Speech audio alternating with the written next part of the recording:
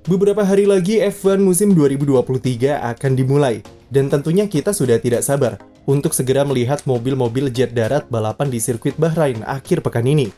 Tapi tentu tidak lengkap rasanya jika memasuki sebuah musim baru tanpa prediksi-prediksi yang bisa menambah rasa penasaran kalian tentang bagaimana peta persaingan di F1 2023. Sedikit disclaimer, anggap saja ini sebagai prediksi mentah atau prediksi suka-suka yang bisa benar dan bisa salah.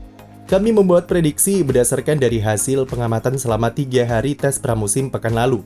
Beberapa faktor seperti long run pace dan bagaimana perilaku mobil di sirkuit akan masuk ke dalam penilaian utama kami di prediksi. Jadi tanpa basa-basi, mending langsung kita mulai saja dari urutan ke-10. Williams di pramusim kemarin memang nampak jauh lebih solid dan tidak ada masalah yang berarti terkait mobil mereka dengan kumpulkan 438 lap. Secara catatan waktu, dan dibandingkan dengan musim lalu, Williams adalah tim dengan gap improvisasi paling bagus ketimbang tim-tim lain. Meski sekali lagi ini kurang representatif, tapi setidaknya itu menunjukkan jika ada progres positif yang dibuat oleh tim. Williams terlihat sangat fokus dengan long run, yang bertujuan untuk selain menemukan settingan terbaik dari FW45, tapi juga untuk memperbaiki masalah sensitivitas terhadap angin yang jadi problem di mobil pendahulunya. Secara overall, Williams menunjukkan perkembangan positif, tapi masih belum menampilkan sesuatu yang meyakinkan kami jika mereka belum bisa lepas dari posisi juru kunci di F1. Setelah performa buruk musim lalu, AlphaTauri dituntut untuk bangkit di 2023. Secara catatan waktu, Yuki Tsunoda memang nampak meyakinkan dengan tempatkan tim di peringkat kelima tercepat. Tapi hal itu diyakini karena AlphaTauri hanya memakai level bahan bakar yang rendah sepanjang tes kemarin, termasuk ketika simulasi long run.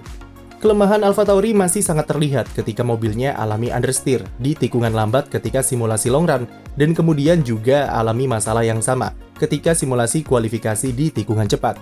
Dengan Williams yang menunjukkan progres positif, ini adalah alarm bahaya bagi AlphaTauri karena bisa saja mereka berakhir menjadi juru kunci jika tidak berusaha untuk improve. Setidaknya mereka punya data yang cukup banyak untuk mengidentifikasi masalah di AT04 dengan menjadi tim teratas dalam hal mengumpulkan lap di pramusim. Apa yang bisa diharapkan dari tim yang musim belum mulai saja sudah pesimis dan problematik? Sesuai dengan mental mereka, tes pramusim akhirnya berjalan dengan berantakan dengan berbagai masalah yang dialami. Mobil yang tidak stabil, beberapa kali mengalami bottoming yang parah, serta masalah rem yang kembali menjadi momok dan membuat McLaren kehilangan banyak waktu berharga di sirkuit. Secara performa, MCL60 sebenarnya masih 11-12 dengan mobil musim lalu dengan masalah keseimbangan di tikungan. Tapi ketika rival-rival mereka di papan tengah seperti Alpine, Aston Martin, dan Alfa Romeo membuat progres positif, otomatis McLaren seolah-olah malah berjalan mundur ke belakang. McLaren tidak punya data simulasi long run yang bisa dijadikan pembanding dengan tim-tim lain, dan waktu tercepat mereka juga kurang representatif karena hanya dicetak dengan ban medium. Melihat dari tes yang berantakan, kami tidak akan kaget jika mereka cuma bisa bersaing sebagai tim urutan ketiga terlambat, dan ini akan jadi awal musim yang berat bagi McLaren. Tidak seheboh musim lalu, di mana mereka bisa mencetak waktu tercepat di pramusim. Tapi jika dilihat dari tes kemarin, mobil VF23 jelas merupakan pengembangan yang sukses dan lebih baik dari mobil pendahulunya. Walaupun tidak terlalu signifikan, tapi setidaknya mobil nampak jauh lebih konsisten ketika dipakai long run, terutama memakai ban hard. Haas memang sangat fokus terhadap simulasi long run, karena ini adalah kelemahan mereka musim lalu. Haas mencoba memahami karakteristik ban untuk mencapai tingkat degradasi yang serendah mungkin ketika balapan, dan sepanjang pramusim tidak ada masalah serius yang melanda. Nico Hülkenberg terlihat langsung nyetel dengan tim dan membuktikan jika pengalaman memang tidak bisa bohong. Posisi ketujuh mungkin adalah posisi yang pas bagi Haas, tapi mengingat papan tengah yang super ketat, mereka akan bersaing dengan McLaren dan Alfa Romeo yang masing-masing punya performa yang tidak beda jauh. Alfa Romeo mungkin adalah salah satu tim papan tengah dengan performa yang cukup mencolok di pramusim dan lebih menjanjikan ketimbang Haas. Zhou Guanyu sempat catat waktu tercepat di hari kedua dan Bottas menutupnya dengan menjadi tercepat ketiga. Catatan waktu tersebut faktanya memang sesuai dengan mobilnya yang stabil dan memberikan kedua pembalapnya kepercayaan diri yang cukup ketika dipacu di sirkuit. Mobilnya terlihat sangat oke, baik dari faktor long run ataupun simulasi kualifikasi. Alfa Romeo wajib diwaspadai di papan tengah, karena berpotensi besar merusak zona nyaman tim Alpine dan Aston Martin di papan tengah. Dengan performa seperti ini, 10 besar seharusnya bisa diamankan oleh salah satu pembalapnya, atau bahkan bisa lebih baik seperti musim lalu. Salah satu tim yang paling sandbagging atau tidak keluarkan performa terbaiknya di pramusim kemarin, baik Gasly atau Ocon, tidak memakai ban dengan tipe lunak seperti C4 atau C5. Mereka hanya fokus dengan long run sebagai optimalisasi settingan mobil dan mengetes reliabilitas mobil, yang sepertinya sudah mereka atasi dengan baik. Dan dilihat dari catatan waktu ketika long run, Alpine jelas bisa bersaing secara kompetitif di papan tengah, dan mereka hanya kalah dari Aston Martin. Mobil mereka nampak cukup oke di sirkuit meski terlihat beberapa kali alami purposing, di mana Ocon mengatakan jika itu disebabkan karena eksperimen settingan saja. Alpine jelas masih menyembunyikan sesuatu, dan entah kejutan apa yang mereka siapkan nanti. Dengan berbagai excitement dan gembar-gembor performa kejutan di tim Aston Martin, kami memilih bermain aman dengan memberikan mereka posisi keempat tercepat. Tidak bisa dipungkiri kalau Aston Martin sukses mencuri perhatian dengan performanya yang menjanjikan serta punya potensi besar untuk mendobrak barisan tim papan atas. Hal itu terbukti dari catatan waktu impresif Fernando Alonso, baik dari long run ataupun short run. Apalagi mereka belum mengeluarkan semua performa dari AMR23 di pramusim kemarin, karena di hari terakhir Alonso hanya fokus dengan ban medium. Melihat hal tersebut, 4 besar masih menjadi posisi realistis bagi Aston Martin, meski kami punya ekspektasi lebih dan tidak akan kaget jika mereka bisa kalahkan Mercedes di fase awal musim 2023. Tim ini nampak lebih siap secara paket mobil, dengan pemahaman karakteristik yang lebih baik ketimbang Mercedes yang masih meraba-raba settingannya. Tapi kami memilih realistis dan menurunkan ekspektasi daripada berujung kecewa nantinya. Meski menyimpan banyak masalah dalam 2 hari testing di Bahrain, tapi hari ketiga, Mercedes membuktikan jika mereka bisa mengatasinya dan keluarkan potensi asli dari W14.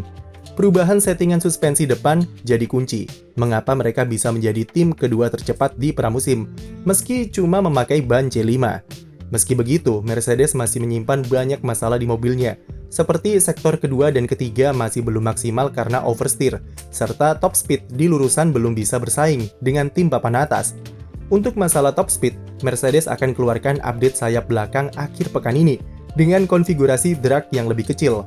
Mereka juga masih belum konsisten ketika melakukan simulasi long run, dan bisa menjadi alasan jika Mercedes kalah dari Aston Martin pekan ini.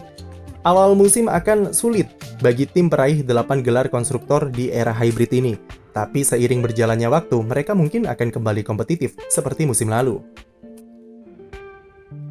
Tim kuda jingkrak kini membawa sebongkah optimisme di dalam mobil SF23, meskipun perasaan tersebut harus diredam sejenak di tes pramusim. Ferrari mungkin bisa dibilang sandbagging, karena mereka belum keluarkan semua potensi dari mobil barunya, dan nampak lebih fokus ke eksperimen settingan mobil, serta long run.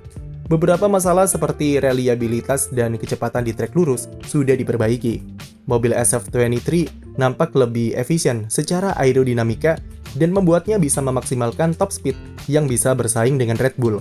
Tapi mereka bukanlah tanpa masalah, karena fokus terhadap top speed di lurusan, Ferrari sedikit melemah di sektor tikungan dengan problem understeer yang mereka alami. Hal ini diyakini karena faktor aerodinamika di front wing yang ternyata tidak bisa memaksimalkan grip di ban depan. Walaupun itu bisa juga disebabkan oleh settingan suspensi yang belum optimal atau faktor temperatur sirkuit. Problem understeer sebabkan Leclerc kurang begitu nyaman karena gaya balapnya lebih cocok ke oversteer. Secara overall, mobil Ferrari 2023 jelas lebih kencang dibanding musim lalu.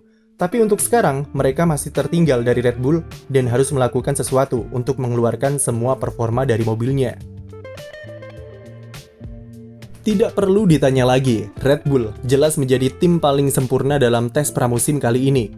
Meski ada beberapa gangguan kecil seperti masalah pit stop yang merusak bagian belakang mobil, tapi itu tidak berpengaruh apapun, dan mereka tetap jadi tim tercepat di sirkuit. Dengan modifikasi kecil saja dari mobil RB18 ke RB19, mereka sukses menemukan beberapa tambahan performa yang membuat Red Bull makin superior di baris depan. Walaupun Ferrari masih sandbagging, tapi Red Bull pun kami yakin juga belum keluarkan semua potensi dari mobilnya.